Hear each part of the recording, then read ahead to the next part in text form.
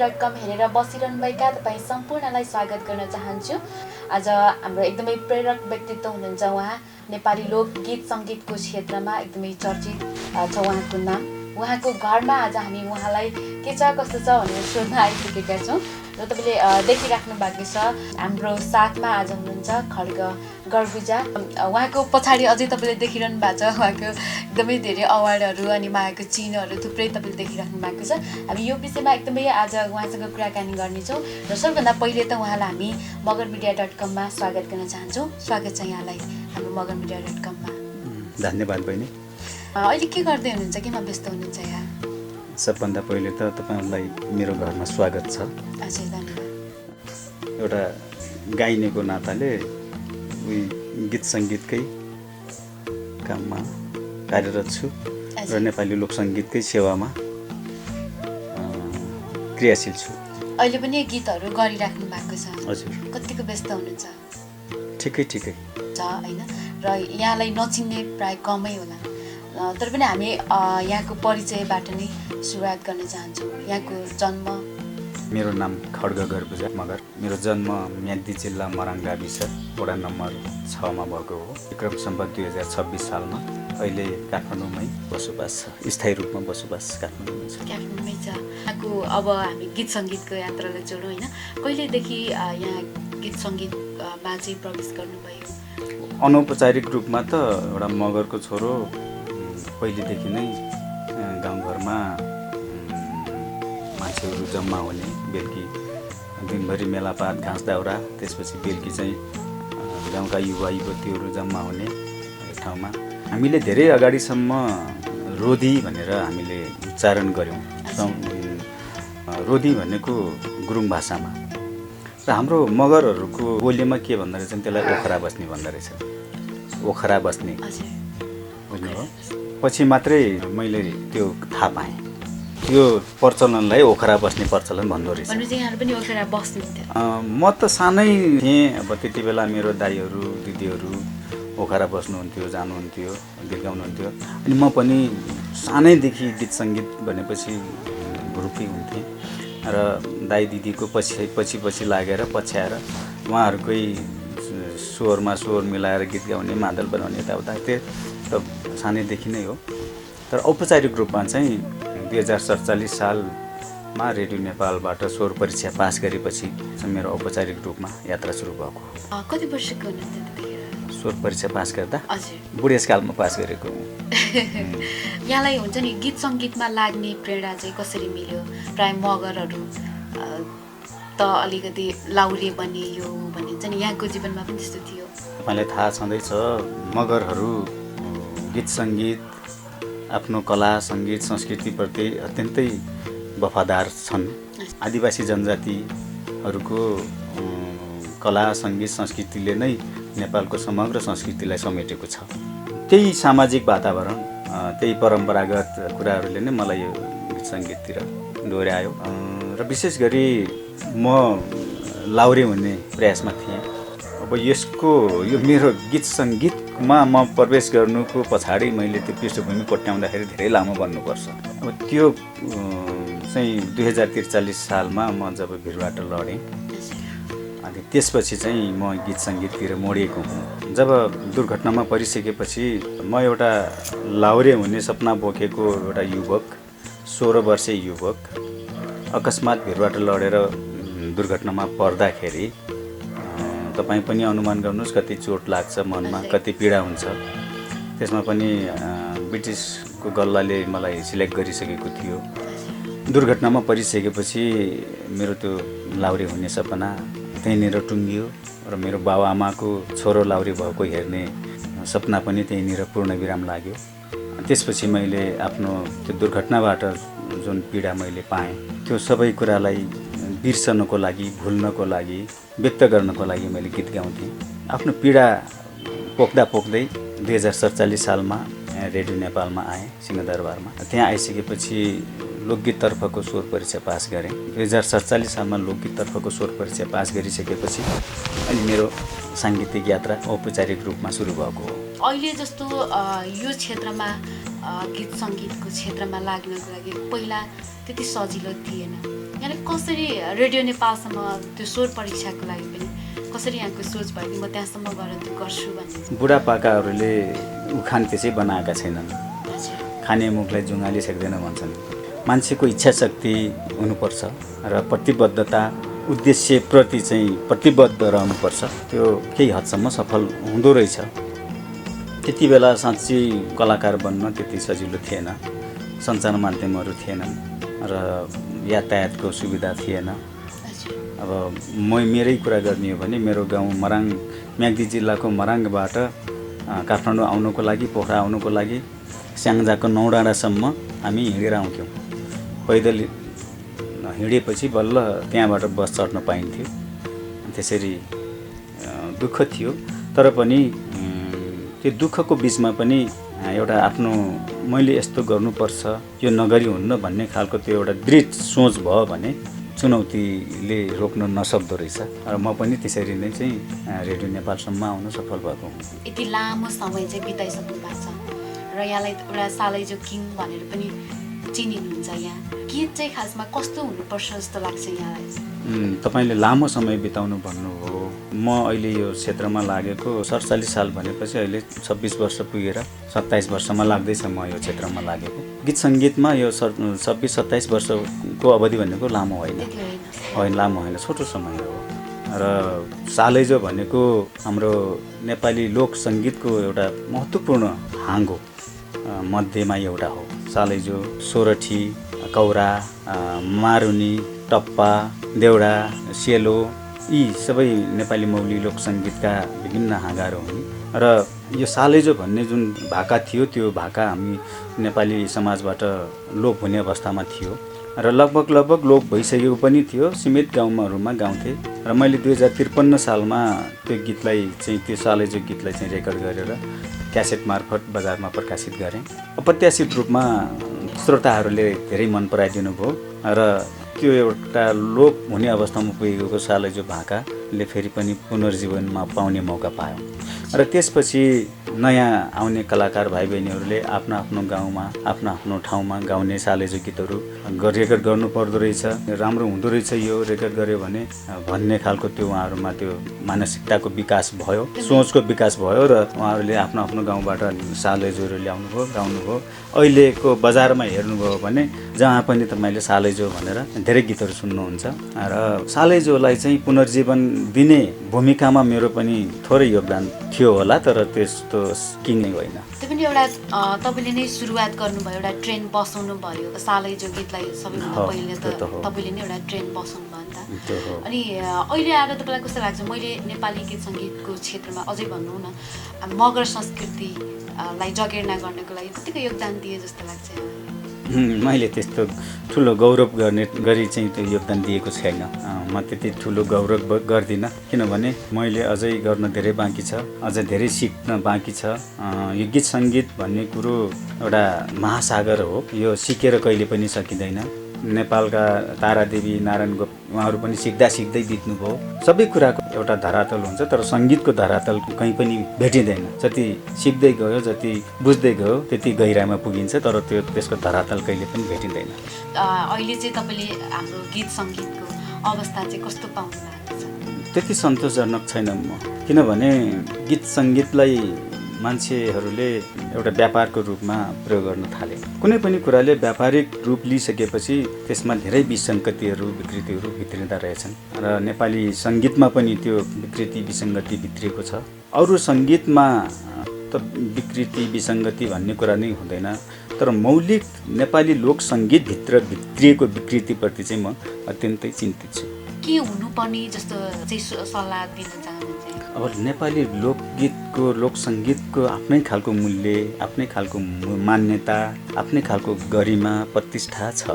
हामीले ती सङ्गीतको गरिमा, प्रतिष्ठालाई ख्याल गरेनौँ भने त्यसको पहिचान, साँचो स्वरूप त्यसको हराउँदै जान्छ। नेपाली लोक सङ्गीत भनेको राष्ट्रको एउटा अनुहार हो राष्ट्रको प्रतिबिम्ब हो। यसलाई हामीले बिगार्यौँ भने सिङ्गो राष्ट्रकै अनुहार बिग्रिन्छ। समयको माग, दर्शक श्रोताको माग भन्दै चाहिँ नेपाली लोकसङ्गीतमा जथाभावीकरण गर्नु भनेको नेपाल आमाको अनुहारलाई जबरजस्ती कच्याककुचुक पारेर बिगार्नु जस्तो।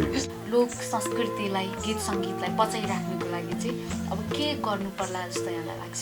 पहिलो कुरा त लोक सङ्गीतको क्षेत्रमा जो कलाकारहरू लाग्नु भएको छ, आबद्ध हुनुहुन्छ, सबै कलाकार, गायक गायिका, सङ्कलक, लेखक सबैजना चाहिँ सचेत हुनु पर्यो। सबैजनामा आफ्नो जिम्मेवारी बोध हुनु पर्यो कि म के गर्दैछु, मैले के गर्नुहुन्छ, के गर्नुहुन्न भन्ने कुरा। अर्को कुरो मैले अहिले देखेको राज्यको तर्फबाट बलियो अधिकार प्राप्त सङ्गीत सेन्सर बोर्ड तत्काल आवश्यक भइसकेको छ। कारण किनभने सञ्चार माध्यमहरू जति पनि छन्, अडियो, श्रव्य, दृश्य सञ्चार माध्यमहरू, उहाँहरूले पनि कस्तो खालको गीतलाई चाहिँ प्रसारण गर्ने, कस्तो खालको गीतलाई प्रसारण नगर्ने, कस्तो खालको गीतलाई कुन क्याटेगोरी राखेर प्रसारण गर्ने, प्रसारण त गर्न पाइयो, सबै खालको प्रसारण गर्न पाइयो, मौलिकतासँग जोडिएको कुराहरूलाई चाहिँ अलिक विचार गरेर प्रसारण गर्नु पर्यो। त्यसले गर्दाखेरि एउटा सङ्गीत सेन्सर बोर्ड अनिवार्य रूपमा चाहिएको छ। त्यो सङ्गीत सेन्सर बोर्डले कुनै पनि कलाकारले गीत रेकर्डिङ गर्ने बित्तिकै र अधिराज्यभरिका कुनै पनि सञ्चार माध्यमबाट प्रसारण हुनुभन्दा अगाडि त्यो सेन्सर बोर्डमा जाओस्। अनि त्यसपछि त्यो सेन्सर बोर्डले चाहिँ प्रसारण गर्ने अनुमति दिएपछि मात्रै सञ्चार माध्यमहरूले प्रसारण गर्ने यो प्रथा बस्नु पर्यो। यदि हाम्रो मौलिक सङ्गीत बचाइराख्ने हो भने, लोकसङ्गीतलाई व्यवस्थित गर्ने हो भने र अलि संवेदनशील, अलि ओजनदार गीत सङ्गीतको सिर्जना गर्ने त्यो वातावरण बनाउने हो भने यी कुराहरू आवश्यक छन्। अझै पछिल्लो समयमा त पैसा लगानी गर्ने, गाउने अथवा गीत सङ्गीतमा लाग्ने प्रचलन एकदमै धेरै छ। त्यस्तो व्यक्तिहरूलाई चाहिँ के भन्नुहुन्छ? पेसागत हिसाबले लाग्नु एउटा कुरो हो, आफ्नो रहर मेट्नको लागि लाग्नु एउटा कुरो हो। अब यदि रहर मेट्नको लागि मात्रै लागेको छ भने त्यो पनि स्वतन्त्र छ। तर मैले अघि नै भने उसको गीत प्रसारण गर्नको लागि सेन्सर बोर्डले पास गर्नु पर्यो, त्यहाँबाट यो प्रसारण गर्न योग्य हुनु पर्यो। ती व्यक्तिहरूले त्यही भन्छु। समाज परिवर्तन अथवा विकासको लागि पनि गीत सङ्गीतको भूमिका कस्तो रहन्छ? सही भन्नुभयो। गीत सङ्गीत मनोरञ्जनको लागि मात्रै हुँदैन। गीत सङ्गीत विभिन्न विषयमा निर्माण गर्न सकिन्छ। जस्तै राजनीतिक परिवर्तन, सामाजिक परिवर्तन, एउटा जातीय चेतना, भाषिक चेतना, विभिन्न खालका परिवर्तनहरूको लागि हामीले गीत सङ्गीत प्रयोग गर्छौँ। ती परिवर्तनको लागि, ती समाज व्यवस्थितको लागि, सामाजिक नैतिकता स्थापनाको लागि, सबैको लागि गीत सङ्गीत आवश्यक कुरो हो। स्वास्थ्यको लागि सबै विषयमा हामीले गीत सङ्गीत मार्फत नै जनतालाई चेतना दिनेको लागि हामीले गीत सङ्गीत प्रयोग गर्छौँ। तर ती विषयमा निर्माण गरिएका गीत सङ्गीतहरू साँच्चीकै जनतालाई चेतना दिने खालका, सन्देश दिने खालका हुनुपर्छ। पहिलो कुरा त गीत सङ्गीत सुन्नको लागि हुन्छ र त्यस्तै खालको सुन्ने खालको गीत सङ्गीतले नै समाजलाई परिवर्तन गर्नको लागि प्रेरित गर्छ र समाजलाई केही शिक्षाहरू दिन्छ। त्यसैले सन्देशमूलक गीत सङ्गीत चाहिँ सुन्ने खालको हुनुपर्छ। सुरुवात जुन सङ्गीत यात्रामा लाग्नु सुरुवात चरणदेखि नै कसले एकदमै धेरै साथ दिनुभयो? रेडियो नेपालमा आउनुभन्दा अगाडिको मेरो आफ्नै खालको दुःख छ। त्यो दुःख अहिले एकछिन तपाईँहरू समक्ष व्याख्या गरेर सकिन्न। र रेडियो नेपालमा आइसकेपछि मलाई रेडियो नेपालमा कार्यरत हुनुहुन्थ्यो बमबहादुर कार्की, वरिष्ठ लोकगायक हुनुहुन्छ र उहाँको गीत सङ्गीत धेरै सुन्थेँ, मन पराउँथेँ। उहाँले मलाई केही कुराहरू सरसल्लाह दिनेदेखि लिएर केही कार्यक्रमहरूमा अवसर दिनुभयो। त्यसपछि मैले आफूलाई अगाडि बढाउन सजिलो भयो। प्रत्यक्ष अप्रत्यक्ष रूपमा मलाई सहयोग गर्ने, मलाई सहयोग पुर्याउने व्यक्तिहरू धेरै हुनुहुन्छ। अन्याय हुन्छ यदि कसैको नाम छुट्न गयो भने, कसैको नाम अहिले उच्चारण नगरौँ। विवाह त 49 सालमा भएको हो। जब विवाह गरेँ मैले लोकगायिकासँगै गरेँ। उहाँबाट मैले धेरै सहयोग पाएँ। जुन एउटा महिला स्वरमा मैले महिला गायिका खोज्नुपर्ने थियो, त्यो समस्याबाट मुक्त भएँ म। अहिले चाहिँ यहाँको राजनीतिमा चाहिँ कतिको चासो छ? म राजनीति बुझ्ने मान्छे भइदिए भए राजनीति गर्थेँ होला सायद। बाहिरबाट सतहमा बसेर हेर्छु। हाम्रो नेपालमा राजनीतिक नेताहरू धेरै भए, बिरालो धेरै भयो भने मुसा मर्दैन। अहिले नेपालमा सिङ्गो राजनीति खालि सत्ताकै लागि मात्रै अड्किएको छ। विकास निर्माण, सामाजिक परिवर्तन, जनताको विकास, जनताको समस्या समाधानतिर राजनीति गएको छैन। आफ्नो दलीय स्वार्थ, एजेन्डा कसरी चाहिँ जनतामा लाद्ने त्यतातिर मात्रै राजनीति केन्द्रित छ। अरूले गरेको सत्य कुरालाई सम्मान गर्न नसक्नु र आफ्नो तर्फबाट भएको गल्तीलाई स्वीकार्नु नसक्नु यो नेपाली राजनीतिको सबभन्दा ठुलो कमजोरी हो। यानि नेपाली राजनीतिमा चाहिँ हामी मगरहरू अथवा जनजातिहरूको अवस्था चाहिँ कस्तो पाउनु भएको छ? सन्तोषजनक छ? राजनीतिमा मगरहरूको सहभागिता छ तर सन्तोषजनक छैन, प्रभावकारी छैन। प्रतिस्पर्धामा जान नसकेको हो कि मगरहरू आफूले आफैलाई परिष्कृत गर्दै लैजानुपर्छ, आफूले आफैलाई सुधार्दै लैजानुपर्छ, आफूले आफूलाई अझ चाहिँ बलियो बनाउँदै लानु पर्यो। अरूलाई गाली गर्ने होइन कि अरूलाई त्यो माथिको काटेर त्यसको आधा भाग काटेर होचो बनाउने होइन कि आफू पनि त्यहाँसम्म पुग्ने प्रयास गर्नुपर्छ। क्षमता छ, पक्कै पनि तपाईँको प्रश्नको गम्भीर्यतालाई मैले बुझिसकेँ। हामी कसैबाट कतैबाट पिछडिएका छौँ, पछाडि पारिएका पनि छौँ र हामी आफ्नै कारणले पछाडि परेका पनि छौँ। त्यसले गर्दाखेरि हामीले आफैलाई सुधार्न पनि आवश्यक छ। अध्ययनको कुरालाई चाहिँ प्राथमिकतामा राख्नु पर्यो। राजनीतिक चेतना हामीमा अलिकति अभिवृद्धि गर्दै जानु पर्यो। पहिचानसहितको मगरात राज्यको पनि कुरा उठिरहेको छ, यहाँलाई कस्तो लाग्छ? खुसी लाग्छ। कुनै पनि जातीय समुदायले आफ्नो पहिचान खोज्नु अपराध होइन। त्यसमा पनि नेपाल भनेको अनेक थरीका जात जातिहरूले भरिएको र मुलुक भएकोले सबैको अस्तित्व बराबर हुनुपर्छ। यदि कसैले कसैलाई पछाडि पार्ने प्रयास गर्छ भने त्यसलाई चाहिँ अपराधीको सूचीमा राख्नुपर्छ। विभेद छन् यहाँ। राणाहरूले विभेद गरे भनेर काङ्ग्रेसले 2007 सालमा परिवर्तनको लागि चाहिँ आन्दोलन गर्यो, तर पनि त्यो विभेद कायमै रह्यो। पञ्चायतकालमा बढी विभेद भयो भनेर 46 सालको जनआन्दोलन भयो, विभेदका कुराहरू कायमै रहे। अनि अझै पनि पुगेन भनेर 62-63 को जनआन्दोलन पनि भए, गणतन्त्र पनि आयो, तर पनि विभेद भन्ने मानसिकता कहिले पनि हटेन। त्यो विभेदमा म पनि परेको छु। धेरै ठाउँमा मैले पनि त्यस्ता खालका विभेदका चुनौतीहरू पार गरेर आएको छु। यी गीत सङ्गीतकै क्रममा भन्नुहुन्छ कि वर्गीय हिसाबले पनि हामी विभेदमा छौँ, जातीय हिसाबले पनि हामी विभेदमा छौँ। अब एउटा घटना तपाईँलाई म सुनाउँछु। 9-10 वर्ष अगाडिको कुरा हो। रेडियो नेपाल र नेपाल टेलिभिजनको संयुक्त आयोजनामा अधिराज्यव्यापी फुलबारी सम्मेलन कार्यक्रम तय भयो। नेपाल टेलिभिजनबाट त्यो कार्यक्रमको प्रत्यक्ष प्रसारण गर्ने सरसल्लाह भयो। स्टेज थियो रेडियो नेपालमा। म त्यहीँको जागिरे। म त्यहाँ वाद्यवादकको रूपमा काम गर्थेँ रेडियो नेपालमा। अहिले पनि त्यहीँ कार्यरत छु। रेडियो नेपालको एउटा वाद्यवादकमा जागिर खाएको एउटा जागिरेको कर्मचारीको नाताले फुलबारी सम्मेलनमा म स्टेजमा गएर बजाउनु पर्ने भयो। म पनि त्यो स्टेजमा गएर एउटा आफ्नो जिम्मेवारी निभाउने तर्करमा थिएँ। एकजना अधिकृत लेभलका एकजना व्यक्ति, उहाँ अहिले बित्नुभयो, उहाँको नाम किन भन्नु, उहाँले के भन्नुभयो भने तपाईँ स्टेजमा नजानुहोस् भन्नुभयो। मैले किन भनेर सोधेँ। उहाँले भन्नुभयो तपाईँ व्हिलचेयरमा हुनुहुन्छ, लुकिङ राम्रो देखिँदैन टेलिभिजनमा, त्यसले गर्दा नजानुहोस् भन्नुभयो। त्यो एउटा वर्गीय विभेद हो। अपाङ्गता भएका व्यक्तिहरूले काम गरेर खान नपाउनु, टेलिभिजनमा अपाङ्गता भएका व्यक्तिहरूले काम गरे भने टेलिभिजनको के इज्जत जान्छ अरे? अहिलेको अवस्था जस्तो भइदिएको भए मैले केही न केही आवाज उठाउने थिएँ, केही न केही कुरा गर्थेँ होला। त्यहाँ कुनै प्रतिवाद नगरिकन म चुपचाप रहिरहेँ। केही परिवर्तन त भएको छ, किनभने त्यति बेला एउटा अपाङ्गता भएका व्यक्तिहरूलाई देख्ने बित्तिकै मान्छेहरूले नाक खुम्च्याएर हिँड्थे। अक्कलबहादुर मगर भन्ने हुनुहुन्थ्यो, दुईटै खुट्टा नहुने। अञ्चलाधीशलाई भेट्न जाँदाखेरि बिहानमा ओहो आज के गरौँला भनेको थिएँ, बिहानै अपाङ्ग देख्नु पर्यो भनेर अञ्चलाधीशले भन्यो अरे। त्यति बेलाको तुलनामा अहिले सिधै त्यस्तो भन्ने आँट चाहिँ अहिलेका मान्छेहरूले गर्दैन। हामी जातीय विभेदमा पनि छौँ।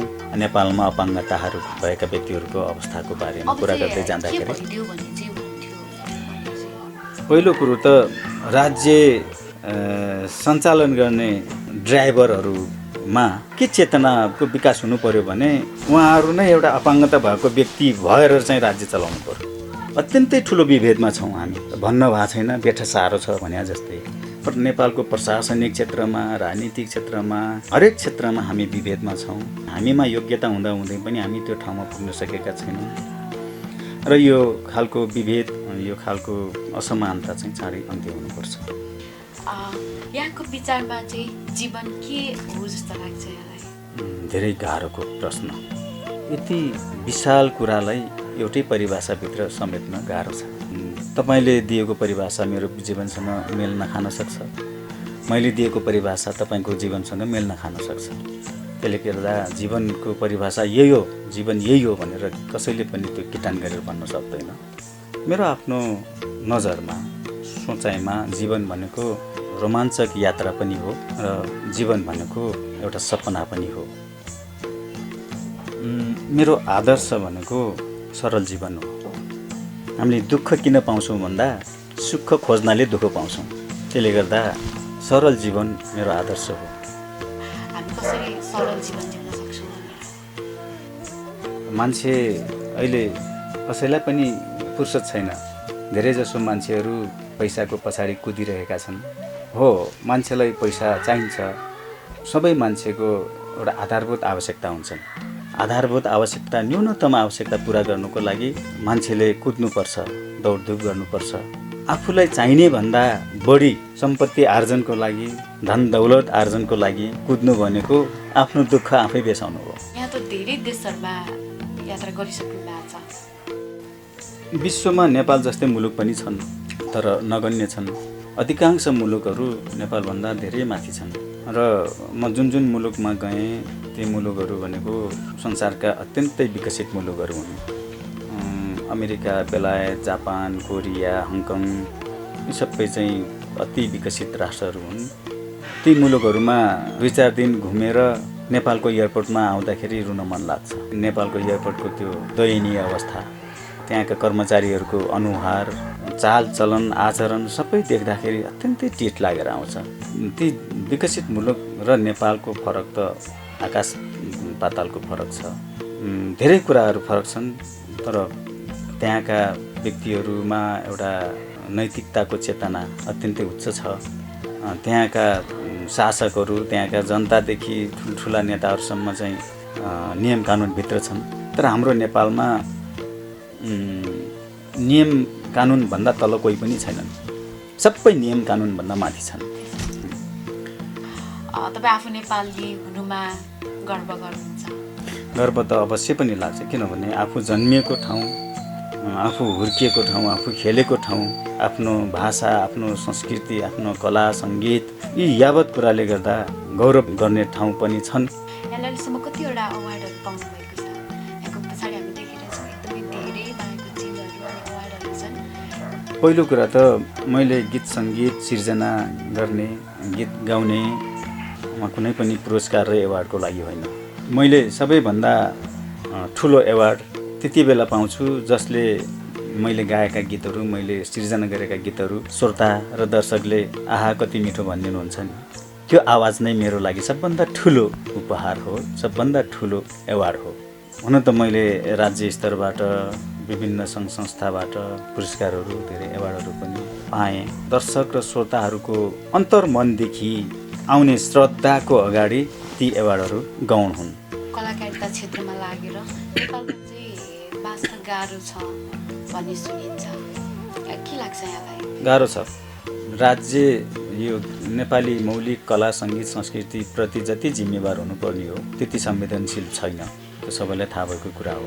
म चाहिँ के चाहन्छु, समग्र नेपाली सङ्गीतप्रति राज्य अलि वफादार, अलि संवेदनशील भएर र नेपाली सङ्गीतलाई व्यवस्थित गरिदियो, नियम कानुनभित्र बाँधेर चाहिँ व्यवस्थित गरिदियो भने अब त्यसमा आबद्ध कलाकारहरूलाई त्यसै राम्रो हुन्छ। यहाँको अब हामी जस अन्तिममा पनि छौँ होइन, र यहाँ चाहिँ यो माहुरी बाजाको बारेमा अलिकति भनिदिनुहोस् न। यो माहुरी बाजा भनेको नेपालको पुरानो मौलिक बाजा हो। धेरै पहिला मभन्दा अग्रज दाइहरूले, व्यक्तित्वहरूले बजाउनुहुन्थ्यो र म दुर्घटनामा परिसकेपछि आफ्नो दैनिक दिन बिताउनुको लागि, दिन घचेट्नुको लागि आँगनमा पल्टेर त्यही माहुरी बाजा हाँसीले बजाउने गर्थेँ। पछि म काठमाडौँ आउँदाखेरि पनि त्यो बाजासँगै लिएर आएँ। त्यो चाहिँ हाम्रो बमबहादुर कार्की हुनुहुन्थ्यो। त्यो आवाज, माहुरी बाजाको आवाज बमबहादुर कार्कीले सुनेपछि त्यति बेलाको एउटा लोकप्रिय कार्यक्रम प्रतिभा हाँसास भन्नेमा दरवार्ता दिने मौका दिनुभयो। र त्यसपछि लगत्तै फेरि उहाँले चाहिँ उहाँको आफ्नो एल्बम डाँडेको देवी देउराली भन्ने गीतमा बजाउने मौका दिनुभयो। त्यसपछि चाहिँ रेडियो नेपालका सङ्गीतकर्मीहरूले आवाज मिठो लागेर रेडियो नेपालमा 5-7 वटा धुन रेकर्ड गर्ने मौका पनि दिनुभयो। त्यसरी मैले माउरी बाजालाई राष्ट्रिय सञ्चार माध्यमबाट पहिलोपटक प्रसारण गरेको मैले हो। मैले त्यो विषयमा कुनै अन्वेषण गरेको पनि होइन। खालि एउटा गाउँमा सीमित भएको माउरी बाजालाई राष्ट्रिय सञ्चार माध्यममा ल्याएर प्रसार गरेको हुँ। त्यो तपाईले आफूले पनि बनाउनुहुन्छ? मैले पनि बनाउँछु। त्यो बनाउनको लागि विशेष खालको निगालोको आवश्यकता पर्छ। त्यो बजारमा किन्न पाइँदैन, न किन्न पाइन्छ न बेच्न पाइन्छ। त्यो मसँग मात्रै छ, तर अहिले बजाउने कन्डिसनमा छैन, त्यसलाई बनाउनु पर्नेछ मैले। यहाँलाई फर्केर हेर्दाखेरि चाहिँ जीवन कस्तो लाग्छ अहिलेको अवस्थामा चाहिँ? मेरो विगत भनेको एउटा भयानक काल रात्रि जस्तै थियो, त्यो बितेर गयो। दुःखद क्षण भनेको म जन्मिएको पल, किनभने मलाई जन्माउँदाखेरि मेरो आमाले ठुलो पीडा सहनु भयो। मेरो सुखद क्षण भनेको म भिरबाट लड्नु र मेरो आमाको मृत्यु भएको पल। किन सुखद भने यदि म भिरबाट नलडेको भए म सायद लाउरी हुन्थेँ होला। लाउरी भएर पैसा त कमाउँथेँ होला, नेपाली लोकसङ्गीतको सेवा गर्ने अवसर मिल्ने थिएन मलाई। 2-4 जना भए पनि दर्शक श्रोताहरूको माया पाउने थिएन होला। मैले आमाको मृत्यु भएको पललाई चाहिँ सुखद क्षण किन माने भने 43 सालको पुसको 8 गते म भिरबाट लडेँ र 44 सालको असोज महिनामा आमालाई प्यारालाइसिस भयो। आमाको दायाँ हात दायाँ खुट्टा नचल्ने र मुख पनि बन्द भयो। 1 वर्षसम्म मलाई स्याहार सुसार गर्नुभयो। सबै कुराहरू आमाले गरिदिनुहुन्थ्यो, म उठेर बस्न पनि सक्दैन थिएँ। त्यसरी चाहिँ आफूलाई स्याहार सुसार गर्ने आफ्नो आमा पनि आफू जस्तै हुँदाखेरि मलाई त्यति बेला ठुलो चोट पर्यो। मेरो आमा जीवित छौन्जेलसम्म मलाई जहिले पनि चिन्ताले सताइरहन्थ्यो, कतै मेरो आमाको मृत्यु हुन्छ कि भन्ने मलाई त्यो सन्तासले सधैँ सताइरहन्थ्यो। तर जुन पल मेरो आमाको मृत्यु भयो, त्यो दिनदेखि त्यो पलदेखि म ढुक्कै भएँ, किनभने मेरो आमाको मृत्यु अब कहिल्यै हुँदैन। खड्ग गर्बुजाको जीवनबाट चाहिँ आम दर्शकहरूले अथवा अझ भनौँ अहिलेको युवा पुस्ताले चाहिँ के सिक्ने, जो जीवनमा केही पनि भएन, सबै कुराहरूबाट निराश भएर बस्नु भएको छ, उहाँहरूले चाहिँ के सिक्ने? ममा धेरै कमी कमजोरीहरू छन्। मेरो कमी कमजोरीबाट मलाई देख्ने दर्शक श्रोताहरूले थाहा पाउनु पऱ्यो कि यो कमी यो चाहिँ कमजोरी रहेछ। यो खड्ग गर्बुजाले गरेको कमजोरीलाई हामी दोहोऱ्याउनु हुन्न। राम्रो कुरा सिक्नको लागि नराम्रो कुराबाट पनि सकिन्छ। मबाट सिक्ने कुराहरू केही पनि छैनन्। मैले अरूबाट सिक्नुपर्ने कुराहरू धेरै छन्। सङ्घर्ष गर्न सिक्नुपर्छ। जसले चाहिँ मसँग केही पनि छैन भनेर जुन हिंता बोध पालेर बस्नुभएको छ, उहाँहरूलाई चाहिँ म के भन्न चाहन्छु भने हरेस नखानुहोस्, सङ्घर्ष गर्नुहोस्। सङ्घर्ष गरेपछि एउटा प्रतिफल प्राप्त हुन्छ, त्यो प्रतिफल तपाईँको उपलब्धि हो। र अब नयाँ आउने गीत सङ्गीतमा लाग्न चाहनेहरूको लागि चाहिँ के भन्न चाहनुहुन्छ? नयाँ कलाकार भाइ बहिनीहरूलाई स्वागत छ। आउनुहोस्, नेपाली गीत सङ्गीतको सेवा गर्नुहोस्, नेपाली गीत सङ्गीतलाई समृद्ध बनाउनुहोस्। तर यो क्षेत्रमा लाग्नुभन्दा पहिला यो क्षेत्र र यो विषयलाई केही अध्ययन गरेर आउनु राम्रो हुन्छ। हुन त म पनि केही सिकेर अध्ययन गरेर आएको होइन, त्यसले गर्दाखेरि मैले त्यो शिक्षा पाएँ कि यो क्षेत्रमा लाग्न केही सिक्नु पर्दो रहेछ, के अध्ययन गर्नु पर्दो रहेछ भन्ने मलाई लाग्यो। र मैले 3 वर्षसम्म कलानिधि इन्दिरा सङ्गीत महाविद्यालयमा शास्त्रीय सङ्गीतमा अध्ययन गरेको हुँ। सङ्गीतको विषयमा आधारभूत ज्ञान त्यसले दिन्छ र नयाँ भाइ बहिनी कलाकार भाइ बहिनीहरूलाई यो क्षेत्रमा आउनुभन्दा अगाडि केही सिक्नुहोस्, बुझ्नुहोस् र आउनुहोस् भन्न चाहन्छु। अन्तिममा के भन्न चाहनुहुन्छ? अन्तिममा के भन्न चाहन्छु भने मगरमिडिया.com को फ्रेमबाट म सबै कार्यक्रम हेर्न सुन्न हुने दर्शकहरूलाई म एउटा मेरो आफ्नो फिलको हिसाबले, हुन त यो देशमा धेरै कमी कमजोरीहरू छन्, धेरै चुनौतीहरू छन्, सुधार्नुपर्ने कुराहरू धेरै छन्, भन्नुपर्ने कुराहरू धेरै छन्। तर मेरो आफ्नो फिलको हिसाबले म के भन्न चाहन्छु भने देश विदेशमा भएका मगरहरूले आफ्नो सङ्गठन खोलेर चाहिँ आफ्नो भाषा, संस्कृति, कला, सङ्गीतलाई, परम्परालाई निरन्तरता दिएको जस्तै विदेशमा भएका पुँजीवाला मगरहरू मिलेर केही औद्योगिक कामहरू गरिदिनु भयो भने, औद्योगिक कुराहरू सुरु गरिदिनु भयो भने नेपाली युवाहरू रोजगारीको खोजीमा विदेशतिर पर्ने अवस्था अलिक कम हुने थियो। उदाहरणको लागि मगर्स क्रिएसन नामक एउटा ग्रुपले बिजनेस ग्रुप एउटा बिजनेस समूह गठन गरेको छ र त्यो समूहले र सञ्चार क्षेत्रमा पनि हात हालेको छ, सूचना प्रविधिको क्षेत्रमा पनि हात हालेको छ, सामाजिक क्षेत्रमा पनि हात हालेको छ, आर्थिक क्षेत्रमा पनि हात हालेको छ र ती सबैतिर उनले आफ्नो तर्फबाट गरेको क्रियाकलापले सयौं नेपाली युवाहरूले रोजगारी पाएका छन् र त्यस्तै गरी अरूले पनि विदेशमा बसेर कमाएको धन नेपालमा लगानी गरिदियो भने एकजना व्यक्तिले गरेको लगानीले 100 जना व्यक्तिले रोजगारी पायो भने पनि हाम्रो देश आर्थिक रूपमा चाहिँ समृद्धि हुने थियो। देशको आर्थिक समृद्धि हुनु भनेको नेपाली जनता आर्थिक रूपले सम्पन्न हुनु हो। लगानी गर्ने वातावरण पनि छैन। यो वातावरण सिर्जना गर्ने काम चाहिँ राज्यको हो। राज्यले चाहिँ लगानीकर्ताहरूलाई उचित वातावरण सिर्जना गरिदिनुपर्छ। नेपाली मौलिक लोक सङ्गीतलाई धेरैभन्दा धेरै माया गरिदिनुहोस्।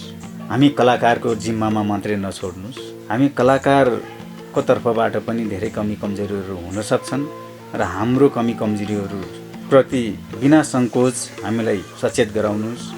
गीत सङ्गीत सुन्दाखेरि अलि गम्भीर खालका गीत सङ्गीतहरूलाई, अलि संवेदनशील खालका गीत सङ्गीतलाई, मौलिक खालका गीत सङ्गीतलाई छानेर सुनिदिनुहोस्।